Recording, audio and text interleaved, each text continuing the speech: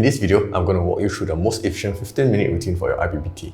This is going to be applicable whether you're aiming for pass, silver or gold, because there will be progressions for each exercise based on your abilities.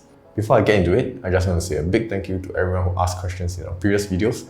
I've answered most of the questions so far, but I'll do a more detailed Q&A sometime later, so keep your questions coming. Lastly, a big thank you to those who inquired and came down for personal training, be it a once-off consult or a long-term arrangement. I'm thankful to be of help, so if you think personal training can benefit you, feel free to get in touch. The contacts are in the description. For those new here, this is Jing Zhi, founder of ALLSET, a physio and personal training company. Let's get into it. To start off, we're going to do 1 minute of foam rolling. This can be either on your pecs, your lats, or your upper back. Ultimately, our goal here is to increase your range of motion for your next exercise, the push-up. This is so that you can go lower on your push-ups, avoiding no counts during IPPT. As for how exactly you should be foam rolling, it's easier if I cover each body part in detail in future follow-along videos. For now, a general guide is that it shouldn't be so painful that it affects your workout. After 1 minute of foam rolling, we go into the next exercise, push-ups. And for this workout, we're going to do as many reps as possible, even if it takes more than a minute.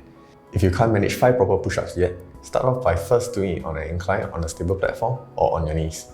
This is as mentioned in our push-up video, where I also covered why we're doing maximum reps. I'll put a link to that video somewhere on the screen, so check it out if you haven't. Coming back to the topic, our next exercise is hip flexor stretch, and the goal here is to give you some time to rest after an all-out effort for push-ups, as well as prepare you for the next exercise, which targets your glutes. There are a few ways you can stretch your hip flexors, and one way is to go into high kneeling position, raise a foam roller as high as you can, and then gently push your hips forward. Do 12 reps of this, bring out whenever you're going into the stretch, and use this exercise to slow down your heart rate. If this is too easy for you, you can always do it with a lunge or try other progressions. I'll demonstrate a few other variations in future follow-along videos, but to get the gist of this exercise, just try doing a glute bridge before and after stretching your hip flexor. You should be able to achieve greater range of motion after the stretch, hence the sequence. That takes us to our next exercise, the glute bridge. And the purpose of this exercise is to improve your running, or in this case, the 2.4.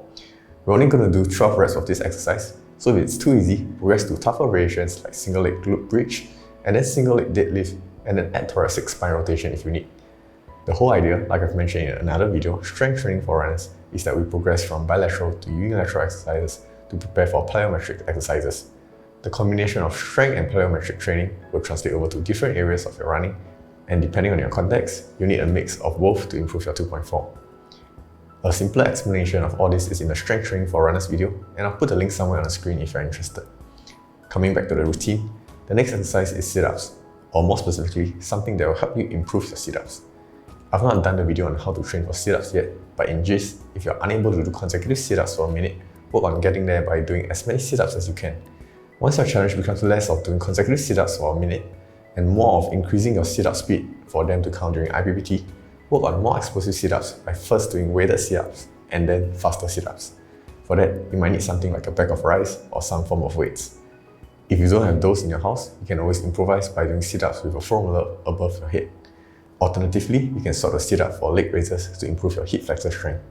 Likewise, doing it fast will also help you improve your sit-up speed. More about all this in our sit-up video, which I'll eventually do.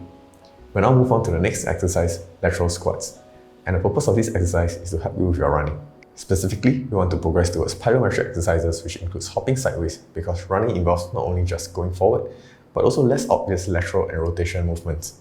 A sample progression is lateral squats, then lunges, followed by lunging with thoracic spine rotation, then assisted lateral hops, and then unassisted clockwise and anti-clockwise hops. Regardless of the variation you choose, go for 12 reps of the exercise. Once you're done with that, go on to the exercise that trains your adductors and adductors, or in layman terms, the inside and outside of your legs. The purpose of these exercises is once again to improve your run, and variations for adductors includes side lying lateral raises, side kneeling leg raises, and side kneeling kicks.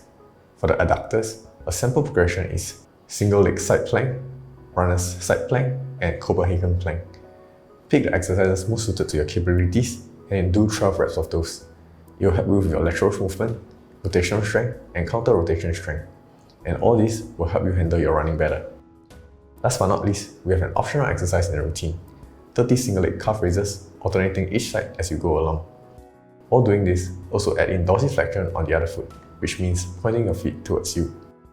I've put these exercises as optional because the goal here is to get you to baseline strength.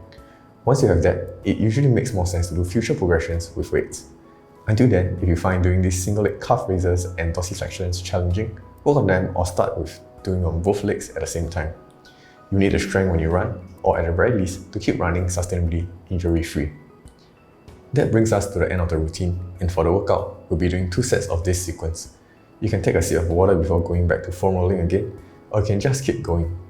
By the time you finish 2 sets, it will be approximately 15 minutes of workout. For those who pick the correct exercise progressions, this will likely be the most effective workout you can do in 15 minutes because it not only targets the main muscle groups you need in IPPT, but also in ways that they are tested. But just to be clear, in order to do well for the IPPT, you still will have to add your easy runs, long runs, etc. Ideally, you also do more than one of these 15-minute strength workouts. This is because there are other essential exercises like squats and deadlifts, and the reasons I didn't add them here is that you need equipment and heavier loads. Hence, do take this 15-minute routine as a stepping stone or treat it like a routine that's much better than doing nothing. That's all I have for now, and I hope it helps. Remember to subscribe to the channel if you like more such videos, or if you have any questions, post them in the comment section below. If not, till next time, take care.